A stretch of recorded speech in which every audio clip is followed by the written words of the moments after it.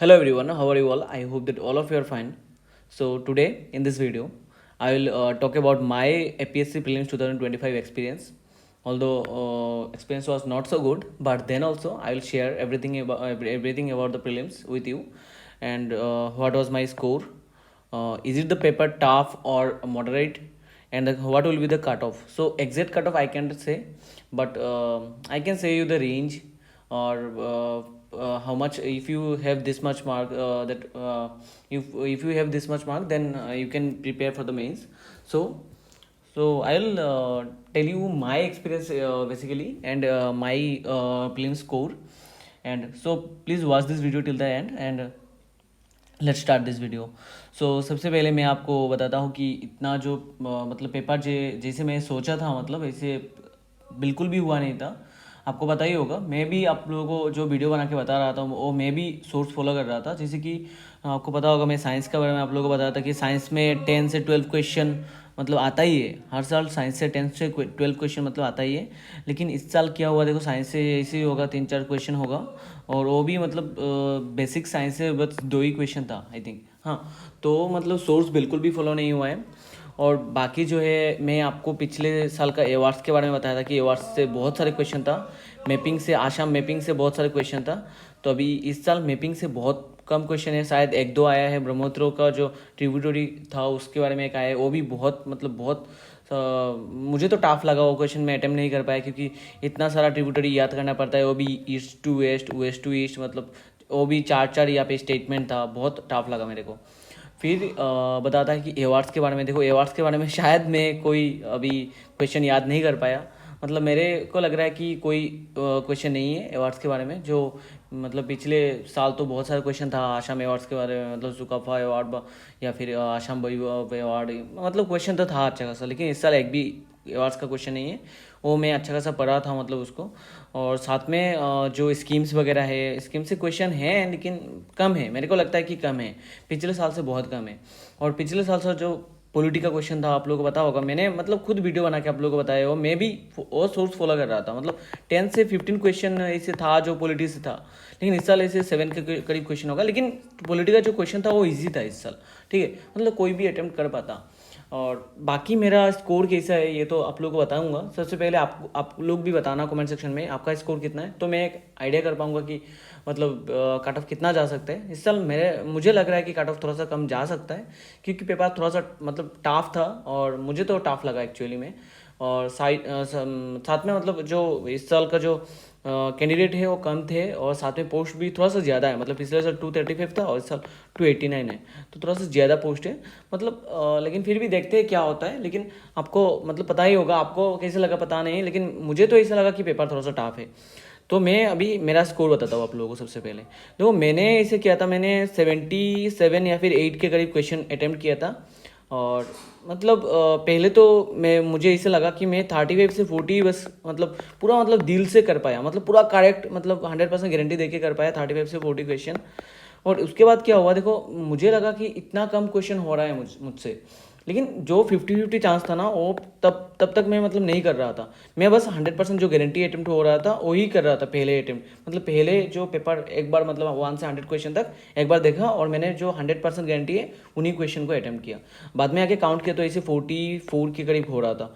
फिर मैंने क्या किया, फिर मैंने दोबारा पेपर को देखा और जो 50-50 चांस था उनको अटेम्प्ट किया. ठीक है, तो ऐसे करके मुझे मेरा स्कोर जो है 77 या फिर 8 के करीब होगा.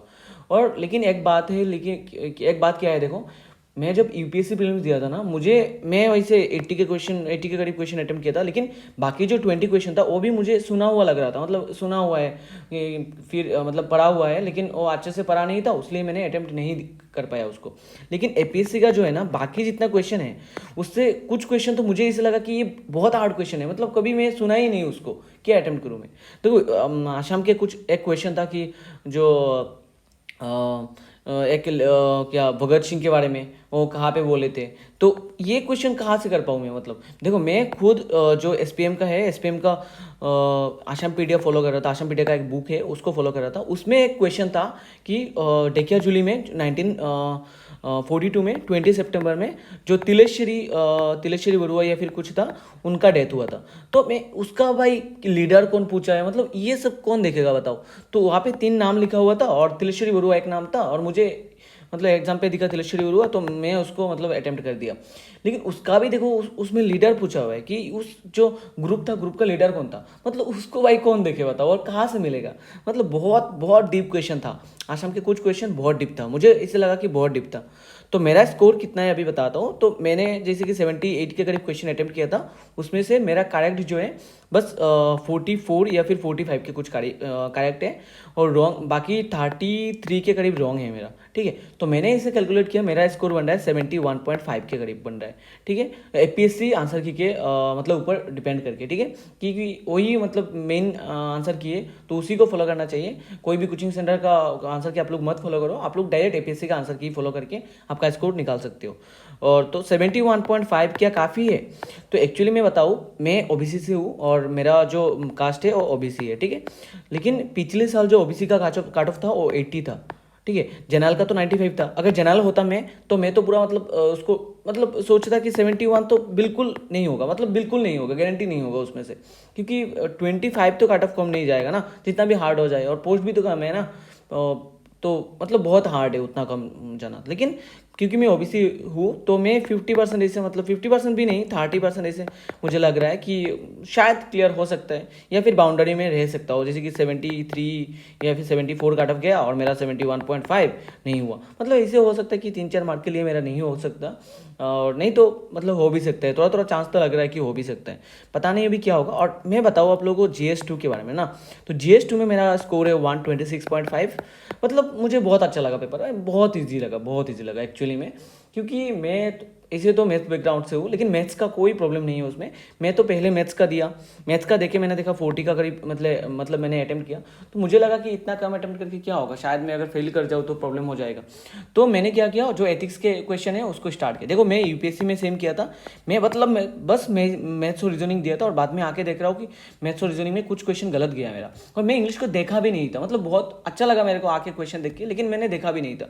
लेकिन एपीएससी का जो एथिक्स का क्वेश्चन था, लास्ट से जो एथिक्स का क्वेश्चन था, वो बहुत अच्छा लगा मेरे को। वो सब मैंने मतलब बाद में अटेम्प्ट किया, और अटेम्प्ट करके मैंने इसे 58 के करीब क्वेश्चन अटेम्प्ट किया था। तो मुझे लगा कि मैक्सिमम 8 क्वेश्चन रॉन्ग जा सकता है और बाकी 50 क्वेश्चन करेक्ट जा सकता है, तो मेरा 120 के करीब स्कोर बन जाएगा। तो उसमें तो कोई टेंशन नहीं है। मैं चाहता तो 150 स्कोर भी ला सकता था। मतलब लास्ट में जो 30 मिनट है, मैं ऐसे ही मतलब ऐसे ही एग्जाम सेंटर में बैठ के, मतलब ऐसे ही बैठ रहा था, मतलब क्वेश्चन वगैरह बंद करके, क्योंकि मुझे लगा कि बाकी और अटेम्प्ट करके क्या ही होगा, उसमें तो टॉपर बन के भी कोई फ़ायदा नहीं है ना सीसेट में। तो मैंने छोड़ दिया था। लेकिन मैं चाहता था 150, चाहता तो 150 स्कोर ला सकता था। बहुत सारे क्वेश्चन मैंने मतलब मुझे आता था, फिर भी उसको ट्राई नहीं किया। ठीक है, मैंने अटेम्प्ट भी नहीं किया। 58 क्वेश्चन अटेम्प्ट किया था, उसमें से 6 गलत हुआ मेरा, और बाकी 52 करेक्ट है। तो मेरा इसे 126.5 के करीब क्वेश्चन मतलब मार्क्स बन रहे हैं। मतलब कोई फ़ायदा नहीं है, लेकिन कोई फ़ायदा नहीं है उसमें, बस आप लोगों को सीजर क्लियर करना है। और बाकी क्वेश्चन पेपर टाफ है क्या इजी है, ये तो मैंने सबसे पहले आप लोगों को बताया कि मुझे तो टाफ लगा, क्योंकि जो ऑप्शंस है और बहुत डिफिकल्ट लगा मेरे मुझे।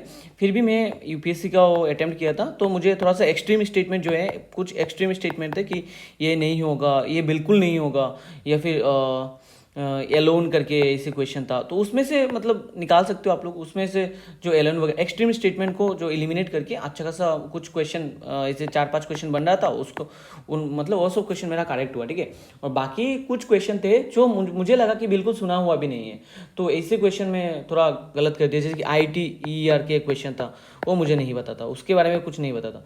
और जो ट्रस्ट करके था ना, यूएस का ट्रस्ट डील इंडिया के साथ, वो मैं शायद पढ़ा हुआ था, लेकिन तब मुझे याद नहीं आ रहा था। ठीक है, तो उसको भी मैं अटेम्प्ट नहीं कर पाया। और बाकी मेरा जो इकोनॉमी का क्वेश्चन है वो करेक्ट है। पॉलिटी का क्वेश्चन एक शायद गलत था, ये गलत भी नहीं है, पता है आपको। जो एक था ना सुप्रीम कोर्ट अपना जजमेंट जो रिटर्न करता है, मतलब अपना जजमेंट में जो फिर से चेक करता है, उसका आर्टिकल किया था।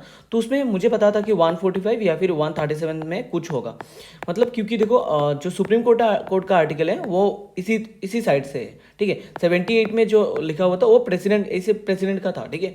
और बाकी जो शायद 226 227 ऐसे कुछ आर्टिकल एक था, तो वो तो मतलब हाईकोर्ट का था, ठीक है, स्टेट पार्ट का था।